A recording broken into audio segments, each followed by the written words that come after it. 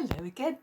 My name is Linda Jones and I'm the author of the children's series Oozing Magic, and I'm reading an extract of the second book in the series, Deep Waters.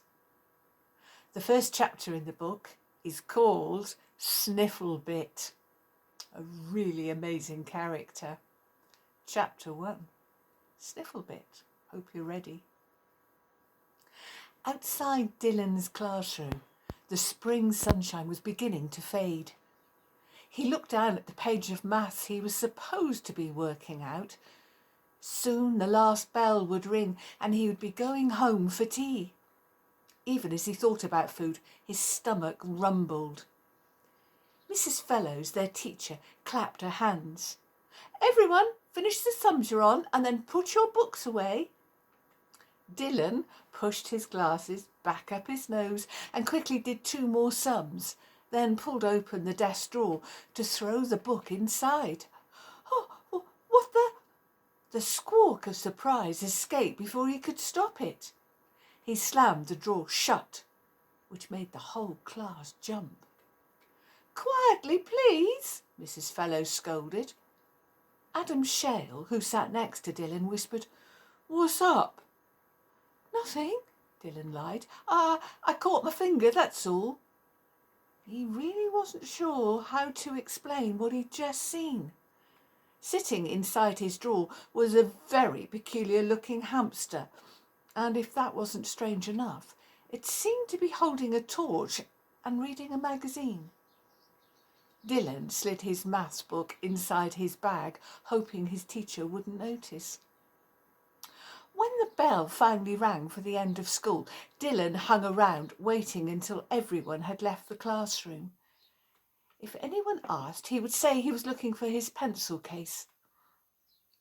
His hands were sweaty as he pulled open the drawer. "Oh," he said in disappointment as he stared. Apart from a couple of books and a tree-shaped pencil sharpener, there was nothing to see. "Are you looking for me?" Dylan spun around, but the strange voice didn't appear to belong to anyone. "Try looking down at your bag, human." A furry head was poking out through a gap at the side. Dylan sat down sharply. His knees had gone all wobbly. You talked," he stuttered. "Very observant," said the creature. "And you have a very smelly bag. Don't you ever throw your banana skins away?" As he was speaking, the furry creature climbed out and stood on the top of Dylan's bag.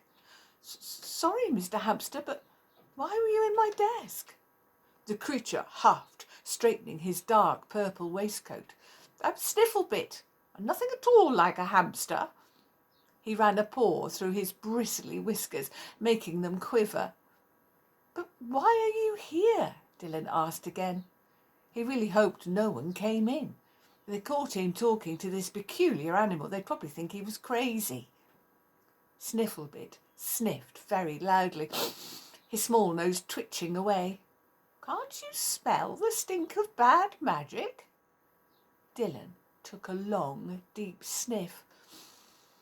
All he could smell was the faint whiff of dirty socks, but he'd had gym that morning, so they were probably his. "But I'm in school and it's daytime," he said. "I thought all that magical stuff was at my granddad's house." "Ah," said Snifflebit, "there's been the teeniest bit of a problem."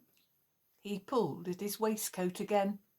"Problem?" said Dylan, not liking the sound of that at all.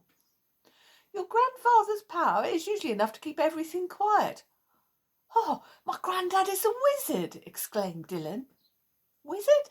Who said anything about wizards?" snapped Snifflebit impatiently. "Your grandfather is unconscious, which means his hold on the magic has slipped." "Unconscious?" cried Dylan, feeling sick to the stomach. "Well, what happened? Has Grandad been attacked?" "He'll be fine," Snifflebit assured him. "I just need to find the right words to wake him up, that's all." As he talked, the creature paced across the top of the bag, his whiskers twitching in time. "Your mother went with him to the hospital. She should have taken him straight back to his house, of course. Then I could have fixed him easily enough, but she doesn't know anything because your grandfather would never tell her. All this information was coming a little too fast. Wait, Dylan interrupted. Are you saying my mum is a witch as well? That is so cool. Snifflebit stamped a tiny paw. No, no, no. Oh, this is so complicated. If he knows I've told you, he'll probably skin me alive and use my fur for ear warmers. My grandad would never do that. Snifflebit leapt up onto the desk and began to pace again. Maybe not, but he won't be pleased. I kept telling him he couldn't keep things secret forever. Just don't tell him that I know, said Dylan. Then he won't have to worry about it. Your grandfather has a way of rooting out secrets, said Snifflebit. But right now we have a much bigger concern. What's that? Asked Dylan. Your sister. Somehow you have to make her take this seriously. Dylan blew out his cheeks. Snifflebit was asking a lot. Since their Christmas adventure, Emily had refused point blank to talk about anything to do with magic. Admittedly, being taken a prisoner and almost turned into a gruesome Wivik probably hadn't been much fun for her. Won't be easy, said Dylan. She's not going to be happy about it at all. And that's the end of chapter 1. I do hope you enjoyed the reading. That's the second book in the Using Magic series, and it's called Deep Waters. All my books are available at the Book Dragon bookshop at 6 West Row, Stockton-on-Tees, UK. And did you know that you can also buy them online?